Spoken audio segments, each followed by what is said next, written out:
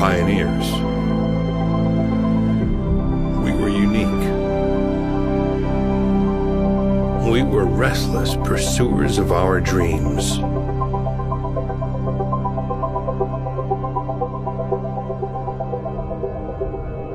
It was the year 2002 when Blizzard Entertainment released the strategy game Warcraft 3, along with a powerful editing tool that would allow players to create their own custom modifications. What started out as one game turned into thousands. But it was only one of them that stood out. A young individual by the name of Yule picked up on ideas of previous modifications and created his own. He called it Dota, Defense of the Ancients. Dota was a mod or a custom map to Warcraft 3, and I think it went as far back as the early Aeon of Strife to StarCraft and everything, so it's probably been there a lot longer than just starting in 2003, but that's where it started gaining popularity. Dota came from a community which had a whole lot of different games, and then they just came up with this wonderful mode. Like, it's just the simplest thing in the world to have Fortress versus Fortress and a couple of heroes in between. And when Dota All-Stars came together, it was a combination of all of these different types of ideas that people had around this game mode and piled it all into one big thing which has been refined over the years. The idea behind Dota was adapted by many others who created their own different versions of it. Some even combined the many into one. But each of them only worked on it for a short period of time, leaving it for others to continue. It wasn't until 2005 that it rapidly gained popularity, when yet another individual called Ice Frog picked up the development and took the chance to devote his life to the game. But what made his work so successful, as opposed to all the others who had tried their best before him? He listened, talking to hundreds of different people every day, asking questions, seeking advice. He skillfully condensed the feedback to produce the game the community wished for.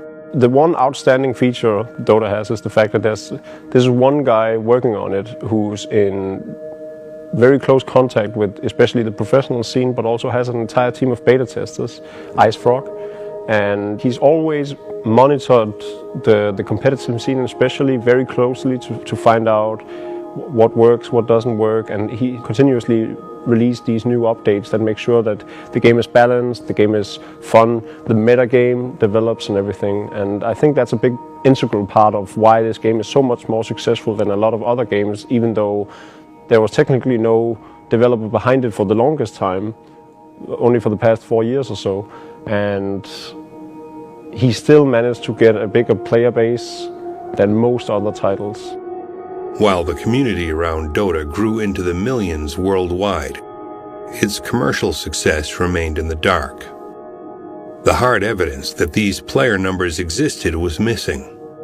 But the community kept believing and did its best to push the game towards being accepted by the public. A bunch of online tournaments at the time then started to get interested in Dota and realized that there was a big market here that was unexplored, but it wasn't an e-sport the same way Counter-Strike or Warcraft and so forth were.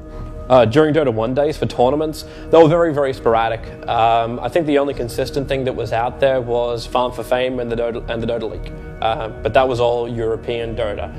In Southeast Asia, we had something called the Asian Dota Championships, which was played a lot. Like that was probably, I think it was 2 or maybe 3 times a year, and it would run for roughly 2.5 months each time it would go. But that also means there's a lot of downtime. So outside of DreamHack and then ESWC, there wasn't many LAN tournaments, so that when Dota League announced their Dota League Masters taking place in Hanover, every team wanted to go, every top European team wanted to go, despite the fact that we only played for, I think, €1,000 or something. But this was really how much the teams really wanted to compete. It was all about the passion for the game and wanting to be the best. It didn't matter how much cash were on the line back then.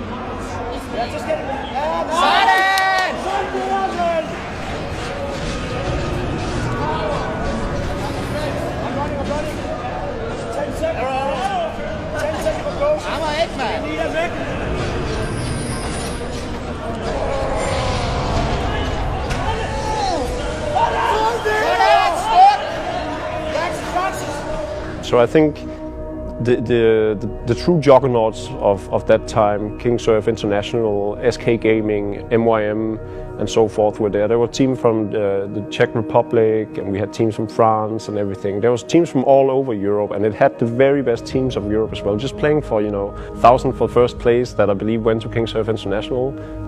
Some stars of today are actually from the team, or at least Kuroki is. I can't remember any other players, maybe Poppy as well. Now playing on Team Secret. And then I took second place with MYM. We had Hani, who has been on Fnatic for the longest time, and I think all the other players of that lineup has now retired since then. And then SK Gaming, of course, with Loda and Ake. So there's definitely a lot of high-profile players of today that were as good back then. They were on top back then, and they're on top now, and they've stuck with the game for the past decade. Without a publisher and just a private individual behind it, no one in the scene was able to make any money. Community websites could make a few $100s through advertisements, which was just enough to pay the servers, but it took hundreds of volunteers to keep them running. And especially the players who saw their chance in competing professionally were struggling. Well, back then there was no money to be made, right? I just played the game because I enjoy it. That was the most important thing. I don't think you can go into something and you can't go into the music industry and say I want to make money with it. It's the way it works is the most successful people, they really love doing music, and then they just start doing money with it. It's just how it goes. The teams never really had big enough sponsors. Esports was never big enough that you'd have some big company come to you and say, okay, we will pay $2,000 a month to every player that has their badge, our logo as a badge on their shoulder. These days that can happen, but back in those days it was almost impossible. By the time Dota 2 hit the community, I think I had student loans for around $30,000. We made no money when we first started commentating. We spent so much. It's not like these days when you've got things like Twitch who will give you money for streaming, and they take care of all the server hosting and everything else like that, and it's like, well, just keep playing adverts and we'll give you a share of the revenue which is created. The server costs back then were insane. Even just the audio servers, you were paying a substantial amount a month just to have these servers up, even if you weren't using them. And then the video servers, you paid by the bandwidth. So the more people that watched, the greater it was for you, because you're like, yes, we've got more people watching, but 20 people could suck your video server dry. And you're like, well, okay, I've now just managed to spend like $10,000 in the space of 2 weeks because people are watching my video live stream, where you would pray you can get $10,000 worth of revenue when people are watching your stream these days. But money was not the only issue. The game's technology had grown old over the years, and IceFrog was limited to the Warcraft 3 engine, letting him improve and develop Dota only so far. That was hard times. When someone disconnected from the game, there was no reconnect option like we have nowadays. So that was pretty tough. And something that if you've been in the game for a long time, you can definitely remember the atrociousness of having to play on a server located in New York, for instance, when you're a European and you're playing in 2005. That would be a horrendous experience. It wasn't until October 2010, 5 years after IceFrog had picked up Dota, that the loud calls of the community would resonate through the internet. IceFrog and Valve announced the successor, Dota 2. It meant the world to everyone involved.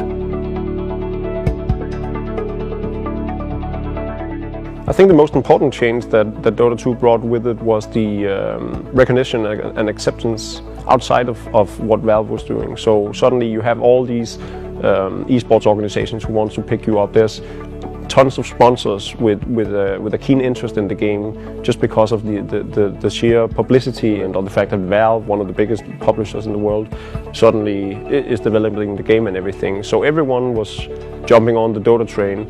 So Counter-Strike were talking about it, Warcraft were talking about it, StarCraft was talking about it, everyone was talking about it. And I felt that this was a monumental point in my career where I could finally, be proud of the game I played and show the world that this game deserves every bit as much recognition as any other title in the esports hemisphere. While the community and professional players were used to Dota 1 for almost 8 years, Dota 2 was just over a year and a half into development at Valve. The new visuals and gameplay had a different feel than the original Dota, and the community's first reactions were mixed. So a lot of people were really disappointed with, my hero doesn't look like it should, or these things in the map should be a little bit different, or I'm disappointed with this, this, and this. And at the beginning, the game got a lot of criticism, and people seemed to not like it, and a lot of people said, we will never switch to Dota 2. This is not like our good old game. I remember the Skeleton King one was the most hilarious one. The Hellfire Blast ability was literally a skeleton farting. Like, that was his first ability icon, and they had so much fun with these initial things. I actually kind of like the initial joke ones that they made more than I do the current ones right now. But it was really funny because they just have the Valve placeholders. It was quirky, it was funny, it was all this kind of jazz. When I first got beta key, I was sitting in my studio inside the arena in Kiev, and I was not allowed to show the game to anyone. I signed DNA, but of course I showed it to our stream director, to Alexander, and we were sitting together downloading Dota, and we were like in closed studio, and we launched Dota. It was like, wow, the first game I played was just started the game. I chose the Leshrac, and it was like, oh my god. It was so terrible. Like, all the trees were so bad, all the graphics were so bad, and I played 15 minutes and closed Dota, like, okay, forget about it, it's a bad game and they're not gonna make it much more better. But 1, 2, 3 more months, more weeks, and before TI1 it was actually playable and even watchable. But the announcement that Valve made in August 2011 swept everyone off their feet. $1 million in prize money for the first place of a computer game tournament. It felt like it was Valve's way of saying thank you to the community that worked so hard for so many years. They had turned Dota 1 into Dota 2 and showed it to the public for the very first time. The International. The International really grew out of a conversation between people on the Dota 2 team. IceFrog thought it would be a good idea if we tried it out. And we tried to think of how you reward people for the different things they bring. And it seemed like the professional players were generating a lot of value for the community. So the International One grew out of that idea of how can we return to them some of what they've already given to the community. I can kind of remember a meeting where we're like, well, how are we going to show this game off to people now that we're ready to ship it? And then somebody probably said, I wonder if we could run a tournament. And then somebody probably said, let's make the prize pool really big. And it just kind of grows from there. Next thing you know, a designer's coming up with a name for it and building graphics, and then we're on a plane to Germany. When I first heard about the International, there was like this sense of euphoria, because it wasn't just, even if it was $50,000, I'd be like, wow, that's really, really cool. I can't wait to play for this. Then they announced that it was $1.6 million, and you were just like, what? There was literally no money to be made, and suddenly there was millions to be won. That was crazy back then. I remember people went crazy over it. It was huge money in esport. Nobody could even understand that that's for real. That's real, 1 million. So for me, it was something incredible. I needed like 2 or 3 days to actually believe in this. I think the most enjoyable part was not the announcement of it or the fact that we had something to look forward to. It was participating in the actual tournament that really, really stood out to me because of the attention it got, but also the treatment that you received from Valve, and everything ran very smoothly and very professionally. And the first international was at Gamescom, and you had everyone just standing in huge amounts of crowds outside of the booth, just trying to get a glimpse of this $1 million tournament, but also the new title coming up from Valve. Well, it's flattering to think that people would think that we actually knew what was going to happen. We absolutely didn't. We looked at it reasonably simply, this was a really fun thing for us. Our fans seemed to really enjoy it. Let's just kind of keep investing in it and see where it would take us. As we met more people from the professional scene and kind of watched the Dota 2 scene building up, gave us a lot of inspiration and ideas. So we're really watching the community and pulling all of our inspiration from that and trying to build on to the next event. A lot of people who come into it now might not realize, because they see these tournaments and they're like, wow, there's so much money, so the players are playing for a living, which of course we are at this point. But back then, for us, it was a hobby that we took to the next level. Right now there are so many more avenues. It's not only teams providing salaries, which is of course really good for the players because they get this safety net even if they're not performing really well, but also they can create item sets that net people money. Item sets can get 6 figures if something does well, so sometimes you can, as a player, some players could potentially make more money out of selling items than from winning prize tournaments, right? And from that you can actually get a sustainable income as well.